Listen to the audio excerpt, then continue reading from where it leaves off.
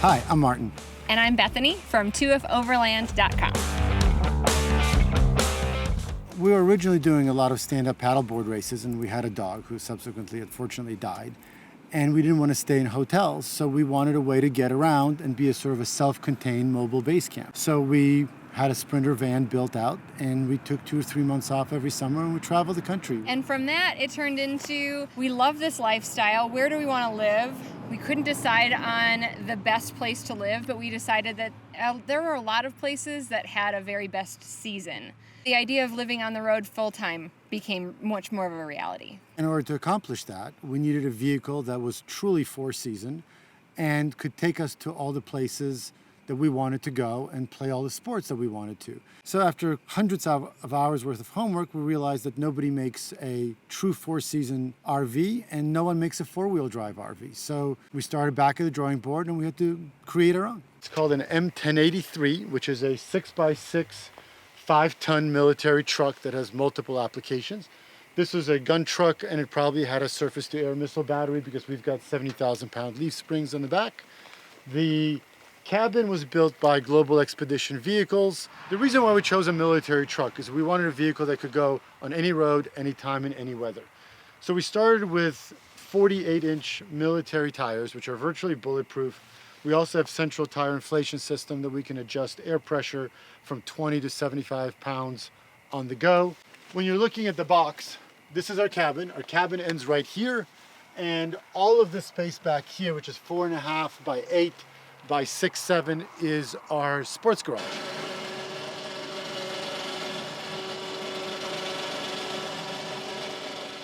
We have our spare tire, all 400 pounds of it, mountain bikes, touring bikes, and the entire detritus of our athletic life. This door can actually be left in patio mode, which supports almost a ton, or it can be lowered to almost the ground where it becomes a loading and unloading ramp. And what was really shocking to us, and it may be to a lot of people, is that how inexpensive the military sells vehicles. The military, as we all know, pays a small fortune for a world-class truck, and 15 years later sells it literally for pennies on the dollar. So it does look like a high-end item, but the chassis can be purchased from $3,000 and up from a government auction site. Right now, our plan is to travel the United States. We've crisscrossed the country several times. Next summer, we do plan to take it up to Alaska to really break it in. And then once we get all the bugs worked out, our idea is to take it all the way down to the tip of South America.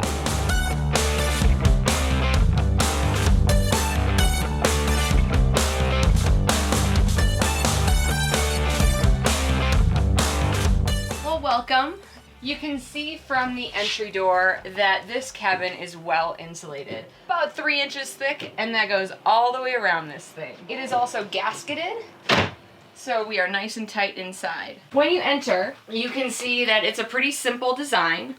For starters, we've got some great windows. These are double pane glass, nitrogen injected, and also gasketed. They've got 2 different locking positions, so we can leave them locked with a little bit of an air vent. They've also got a full blackout screen. We can also magnet that up, so we've got a really cool bug screen. Our electrical panel is in easy view wherever you are in the cabin. So this allows us to monitor things like water, as well as our solar usage. Speaking of solar, we are actually energy neutral. So what that means is we can pretty much live off-grid indefinitely.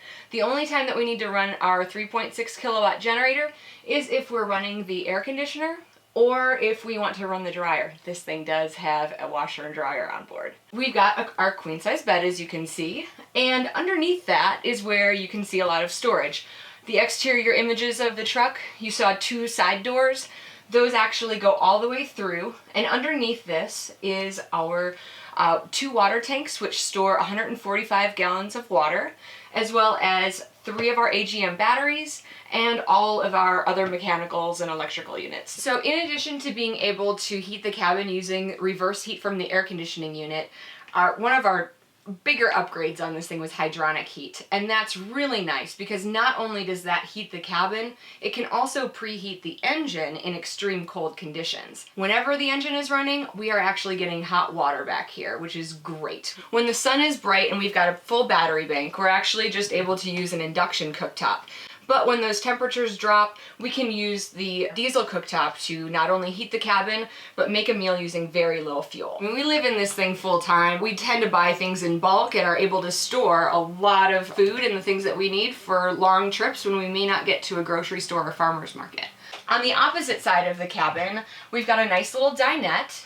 Each side has storage underneath the seats, and the table can drop down and be folded into an extra sleeping berth. As we go toward the front of the cabin, we do have a full bath, which is a surprise to some, and this is something we can't live without, but we do have a shower in here. The sink faucet actually becomes the shower nozzle.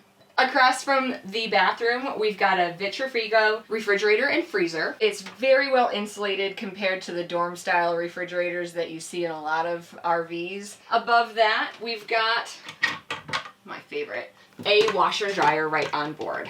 We can actually run the washer just off of our solar power. If we need to run the dryer, we do have to run the generator, but it's wonderful to have on board. It prevents us from having to stop at laundromats along the way. Obviously, in any vehicle, you're going to have a poo issue. Nobody wants to talk about poo, but poo happens and you got to deal with it. Most people have a black water tank. They've got to go to RV sites, wait in line, get the big old poo hose to dump it out. It's a horrible experience, and it's a complete turnoff to traveling by vehicle. We have what we think is the coolest system ever. It's the European cartridge system. What it is you open this little door and you have the magic cartridge. The magic cartridge pulls out and you have left your entire deposit, so to speak. You take this into a public restroom with you in any public gas station, undo the nozzle, flip it over, pour it into a toilet, and you are done. And then you just reinsert it back in here. No smell, no fuss, no poo hose. You're done. I think there's different kinds of people. Some people love a stationary life where everything is regimented, pre-planned, and there's routine. And there's definitely comfort in a routine. You wake up, you have coffee from the same coffee mug, you go to the same coffee shop, you drive the same route to work, and there's stability, comfort in that. And there's a big part about travel for us that is about the exploration, exploring new food, exploring different people, getting to meet new friends in every place that we wake up. It has been an absolute dream, and it's something that's accessible to everybody because this lifestyle, it costs less than our home did. We don't have a mortgage, we don't pay for utilities. Being on the road has let us leave behind some of the drudgery of that day-to-day life and allow us to explore a little bit every day and choose our life, to front load those things that we want to encapsulate in our lives right now so that we don't have to have any regrets later. That's absolutely true. What we want to do is we want to be able to do the things that we love to do while we still can do them. Waiting till you're 70 is a great idea, and you may have more money and things may be easier, but your abilities to do things may be compromised, and you never know. You might not make it that long. For somebody who wants to start living a travel-centric kind of life, I would say that they have to start by making small decisions today that lead up to that point. We meet a lot of people who tell us, oh, that must be nice. It must be nice that you don't have a cubicle job. Sure, there are some things in our lives that are that we're very fortunate for, and some things that are completely by design. And I think that if you start with the little choices, waking up and saying, I want to go fill in the blank. As Tolstoy said, every great journey begins with a single step.